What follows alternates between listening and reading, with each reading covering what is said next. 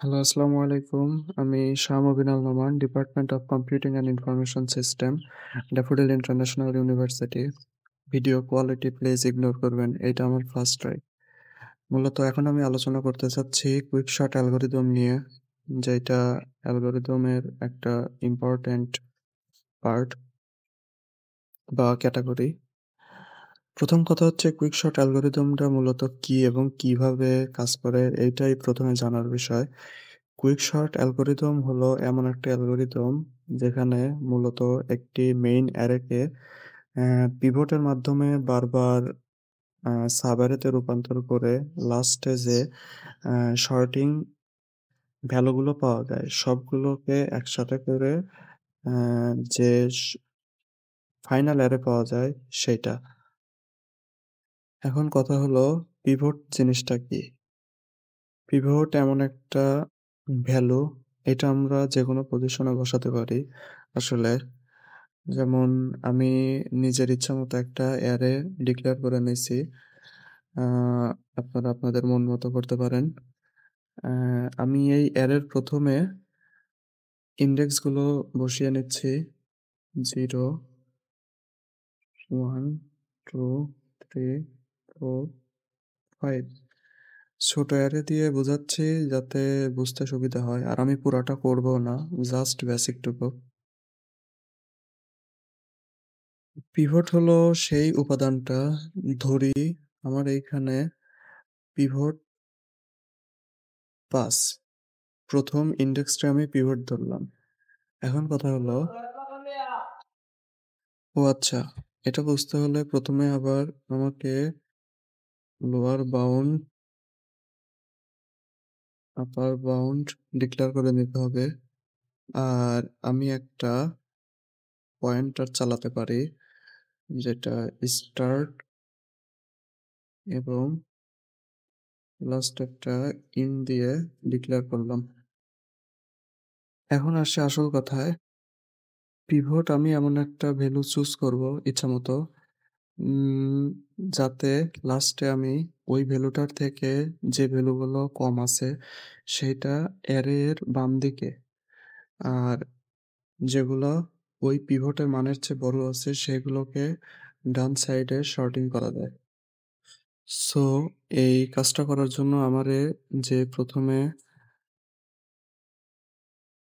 করতে হবে তা হলো, প্রথমে আমাকে পিভটের ভ্যালুটাকে মার্ক করে নিতে হবে। এইখানে যেহেতু আমি পিভটে ৫ ধরছি, তাই আমি সাইডে লিখে নিলাম পিভট ইকুয়াল টু ৫। এখন আমার অ্যালগরিদমটাকে এমনভাবে চালাতে হবে যাতে পিভটের ভ্যালুটা এমন একটা পজিশনে বসে যার বাম পাশে তার ছোটগুলো এবং ডান পাশে তার বড়গুলো শর্টিং আকারে থাকে। সো এটা করার জন্য আমাকে যেটা করতে হবে, প্রথমে আমি যখন স্টার্টিং এর ভ্যালুটা নিয়ে কাজ করা শুরু করব, তখন আমার সবসময় মাথায় রাখতে হবে যে স্টার্ট নামে যে পয়েন্টারটা আমি চালু করেছি সেই পয়েন্টারের ভ্যালু যদি পিভটের ভ্যালুর চেয়ে কম হয় অথবা সমান হয়, তাহলে এই স্টার্ট নামের পয়েন্টারটা আস্তে আস্তে ডানে আগাবে। সো এইখানে যদি আমি প্রথমে চেক করি, স্টার্টে ভ্যালু আছে ৫, আবার আমাদের পিভটের মানও ৫, তার মানে প্রথম কন্ডিশন সত্য। এখন আমি পরেরটাতে যাব, মানে ১ নাম্বার ইনডেক্সে কি দেখতেছি, ৫ ৭-এর চেয়ে ছোট, বাট সমান না। যেহেতু আমি বলেছি স্টার্টের ভ্যালু যখনই পিভটের ভ্যালুর চেয়ে বেশি হবে তখনই স্টার্ট আপডেট হবে। সো বর্তমান স্টার্ট আমার ইস বোঝার সুবিধার্থে স্টার্ট দিলাম। সো এখন আমার কাজ হচ্ছে ইন্ডের দিক থেকে আসা। আর ইন্ডের দিক থেকে দেখতে হবে যখনই ইন্ডের ভ্যালু আমার পিভটের ভ্যালুর চেয়ে কম হবে একমাত্র তখনই পিভট আপডেট হবে। সো দেখতে পাচ্ছি ৪ নাম্বার ইন্ডেক্সে ভ্যালু আছে ৩, যেটা পিভটের ভ্যালুর চেয়ে কম। সো এইখানে আপডেট হবে। সো আপডেটেড ইন্ড 4 নম্বর ইন্ডেক্স। সো আমার আরেকটা বিষয় মাথায় রাখতে হবে, যখনই আমি দেখব যে স্টার্টের ইন্ডেক্স ভ্যালু ইন্ডের ইন্ডেক্স ভ্যালুর চেয়ে কম, তখন কি করতে হবে? ভ্যালু দুইটাকে পজিশন ওয়াইজ সোয়াপ করতে হবে। তার মানে আমার 3 7-এর জায়গায় যাবে আর 7 3-এর জায়গায় আসবে। তার মানে আমি এখন নতুন একটা অ্যারে ক্রিয়েট করতে পারি। সো এখন দেখা যাচ্ছে আমি নতুন অ্যারে আপডেট করে ফেলেছি, যেখানে স্টার্ট এইটা হবে।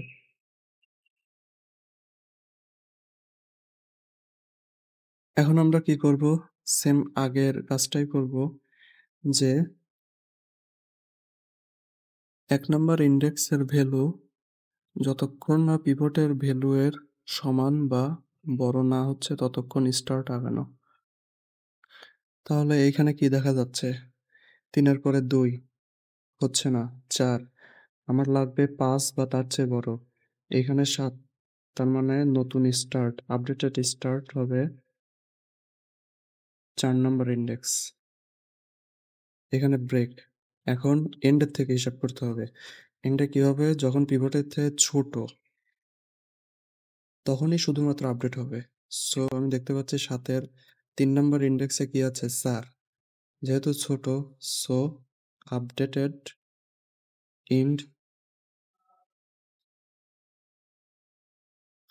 এখন একটা গুরুত্বপূর্ণ কথা, যখনই ইন্ড স্টার্টকে ক্রস করে বামে চলে যাবে অথবা স্টার্ট ইন্ডকে ক্রস করে ডানে চলে যাবে, তখন আমার এই প্রসেসটা থামাতে হবে। মানে ফার্স্ট আইটারেশনের প্রসেস শেষ, তখন কি করতে হবে? ইন্ডের প্রসেসকে ইন্ডের ভ্যালুকে আমার প্রথম প্রথম যে ভ্যালুটা আছে ওইটার সাথে সোয়াপ করতে হবে। সো এখন আপডেটেড অ্যারে আমি লিখে নিচ্ছি। আচ্ছা, আমি লিখে নিয়েছি। এখন আমরা কি দেখতে পাচ্ছি যে প্রথম ভ্যালু এরটা আমি 3 নম্বর ইন্ডেক্সে বসাইছি আর 3 নম্বর ইন্ডেক্সের ভ্যালুটা আমি 1 নম্বরে বসাইছি। এখন আমি রিটার্ন করব ইন্ড পজিশন। এটা হলো ইন্ড পজিশন, মিলাই নিতে পারো। আমাদের প্রথম কাজ কিন্তু মোটামুটি শেষ, কারণ আমাদের উদ্দেশ্য ছিল পিভটটাকে আমি এমন একটা পজিশনে বসাবো যার বাম পাশে পিভটের থেকে ছোট মানগুলো থাকবে এবং ডান পাশে পিভটের চেয়ে বড় মানগুলো থাকবে। সেটা কিন্তু হয়ে গেছে। আমি আর বেশি কিছু দেখাবো না। এখন সেম ওয়েতে এটা একটা অ্যারে ধরে নিবা আর এটা নিজে একটা অ্যারে।